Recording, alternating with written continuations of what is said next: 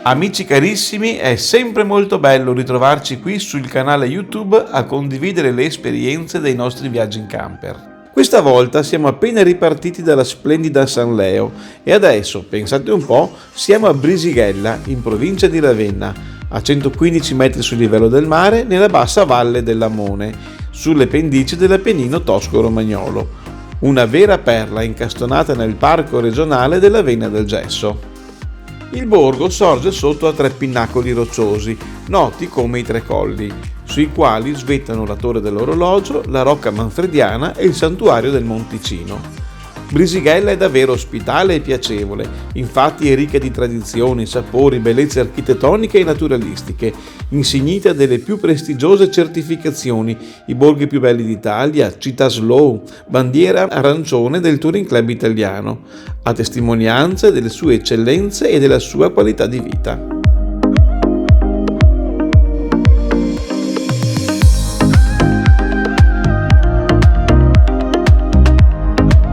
Con la nostra comitiva di 3 camper a Brisighella ci siamo sistemati in un parcheggio gratuito, in piano e parzialmente alberato, che si trova sotto al centro del borgo, un po' più in basso rispetto alla comoda area camper attrezzata di via Giuseppe Billi.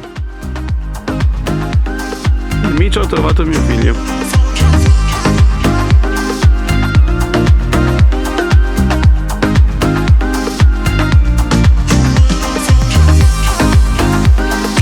Lo portate sempre dietro?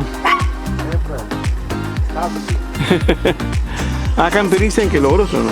Oh.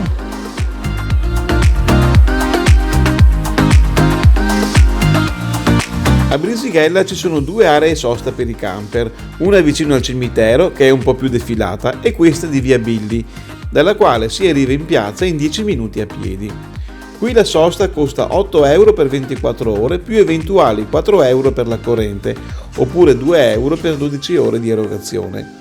L'area è su asfalto, in piano, con piazzole delimitate ed è presente un funzionale impianto di carico-scarico. È circondata da un parco alberato ed attrezzato per godersi un po' di relax. Purtroppo quando siamo arrivati noi era il completo, tanto che diversi camper si sono sistemati nelle strade adiacenti, sotto i palazzi. Noi abbiamo optato per il grande parcheggio che è proprio sotto l'area sosta e che abbiamo raggiunto in 3 minuti. Da qui si arriva in centro a Brisighella in meno di 15 minuti grazie ad una rampa pedonale alberata in leggera salita.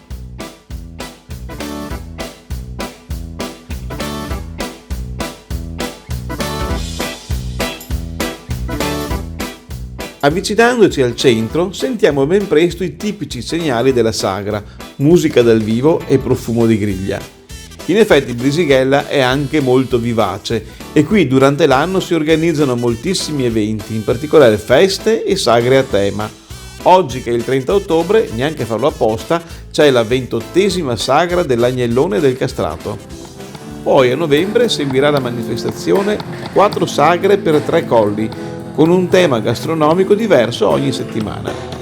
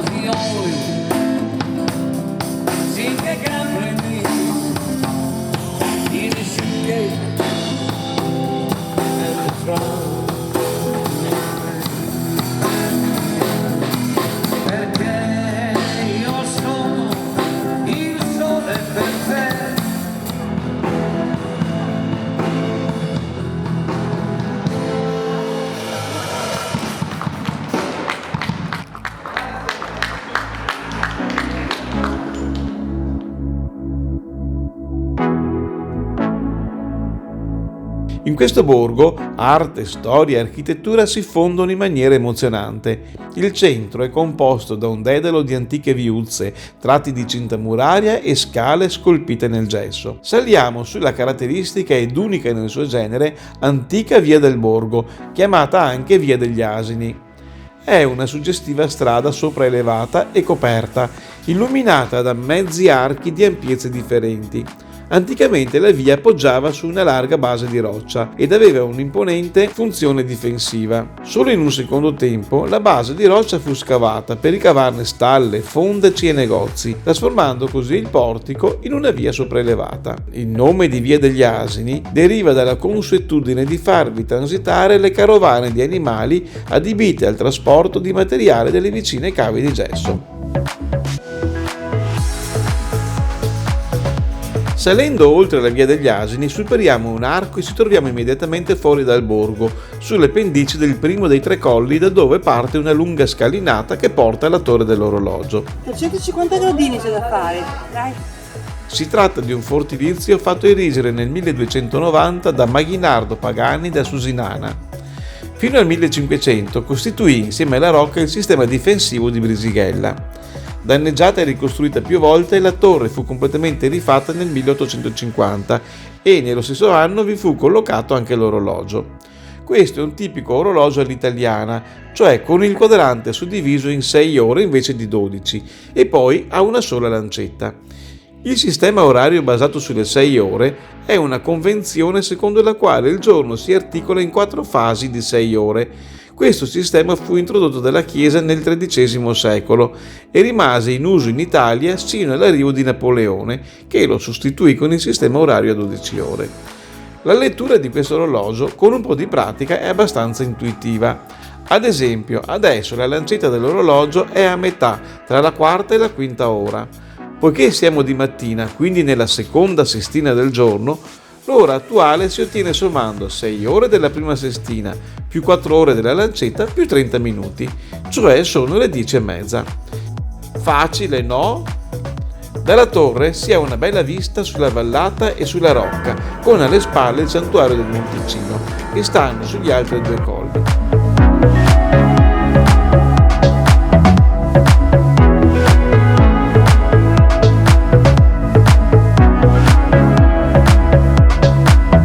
Per arrivare alla rocca partendo dalla torre non serve tornare in paese, basta scendere l'ultimo tratto della scala che ci aveva portati fino a qui e poi svoltare a destra al primo bivio. Per dove si va? Si passa dietro la torre e da qui si apre una comoda passeggiata in piano e molto panoramica che facendo un arco porta direttamente alla rocca. Questa sorge sul pinacolo centrale dei 3 che dominano Brisighella. Edificata nel 1310 dai Manfredi, rimase a questa famiglia fino al 1500, quando passò a Cesare Borgia. Dal 1503 al 1509 appartenne ai Veneziani, che costruirono il grandioso maschio e i 2 lati delle mura, e poi fece parte dello Stato Pontificio.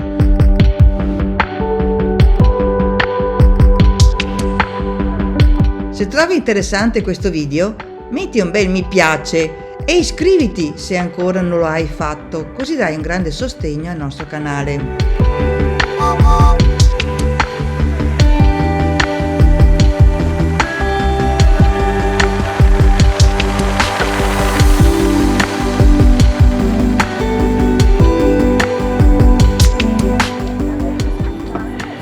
Eccoci qua. Fatto fatica? No, una passeggiata. La rocca conserva ancora le caratteristiche delle fortezze medievali, i fori per le catene del ponte levatoio sopra la porta d'ingresso, le caditoie, i camminamenti sulle mura di cinta e le feritoie. Acquistiamo il biglietto unico Rocca più Museo Civico al costo di 3 euro. Raggiungiamo le sale dove è allestito il museo L'Uomo e il Gesso, che racconta la lunga storia del rapporto dell'uomo con questo territorio e con il minerale che lo caratterizza.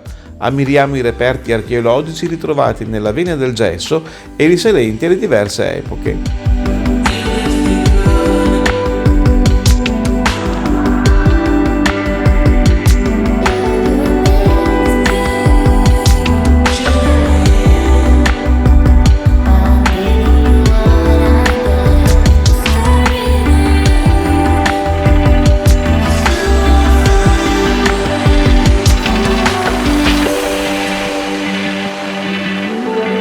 Nella torre veneziana è stata predisposta una seconda sezione dedicata al Medioevo e al Rinascimento, riguardante la rocca stessa.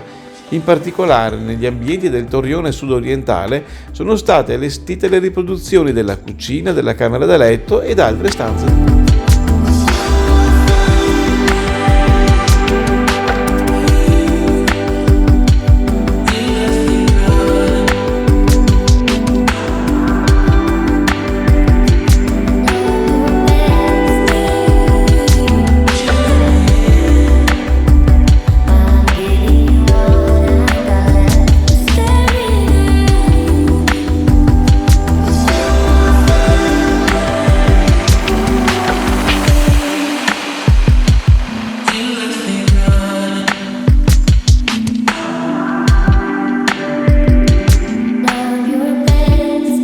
Completata la visita alla rocca, ci dirigiamo al santuario del Monticino, che sorge sul terzo colle di Brisighella.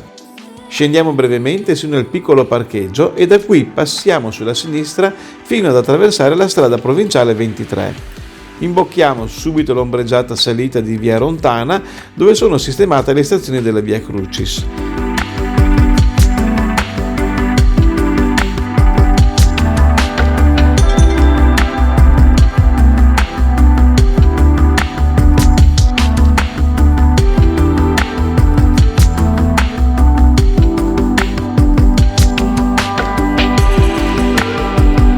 Dopo 200 metri la strada finisce sul piazzale del santuario.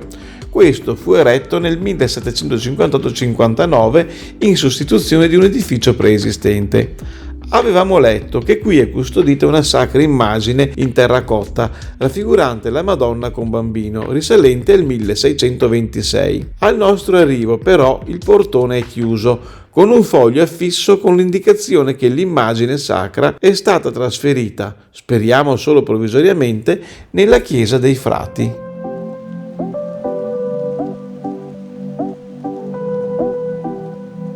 Ci accontentiamo di ammirare il panorama con il passaggio del treno turistico a vapore che periodicamente collega Firenze e Ravenna per un viaggio tra arte, cultura ed enogastronomia all'insegna del turismo slow.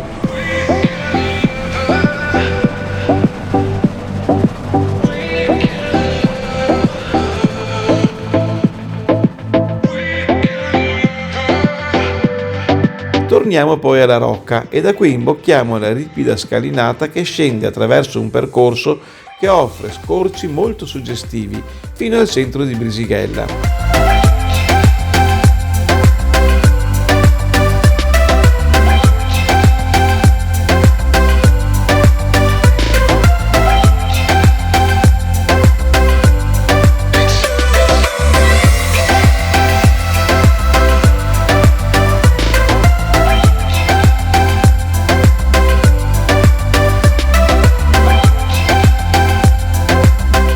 Arrivati giù, ci incuriosisce il muretto che racchiude una specie di vecchio recinto per gli animali, come in un presepio, e poco più in là le gradinate di un moderno teatro all'aperto.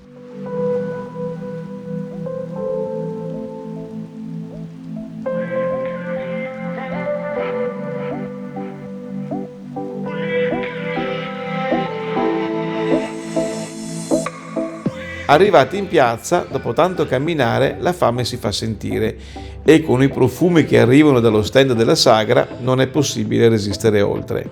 Mangiare tu? Sì. Cosa mangi? Anche la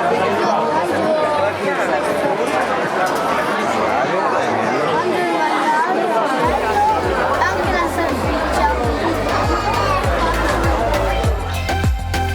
Così ci lasciamo qui, ma più tardi proseguiamo per la vicina Riolo Terme, dove ci aspettano i festeggiamenti del Capodanno celtico, che culminano con l'incendio della rocca, la messa al rogo del mostro del male ed un fantastico spettacolo pirotecnico. Potete vedere tutto nel video che ho già pubblicato. A tra poco dunque, ciao!